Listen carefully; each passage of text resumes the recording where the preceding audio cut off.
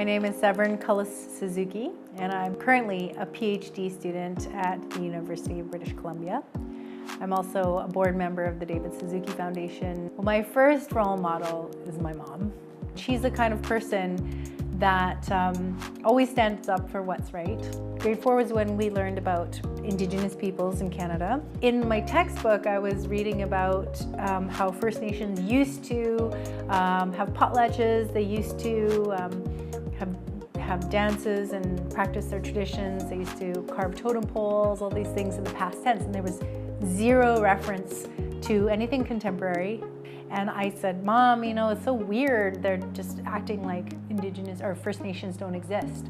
And she really took it to heart, and she got together with her girlfriends, Indigenous and non-Indigenous women, and they formed a group, Our Common Ground. They wanted to, nothing short of rewrite the textbooks. A huge part of the environmental conversation is capacity.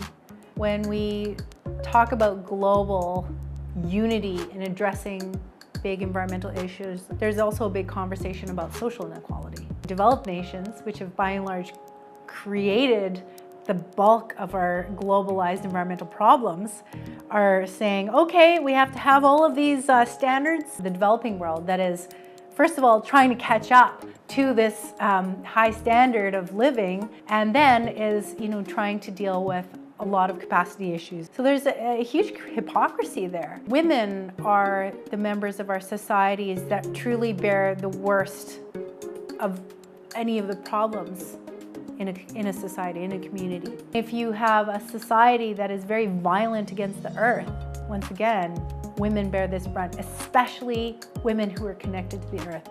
This exact unfolding here in Canada with the targeting of Indigenous women. This is a crisis.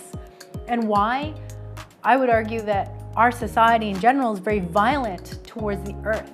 I think that now is a really important time for us to be looking at the connection between how we are relating to our environment and our actual violence against our land and earth and violence against women.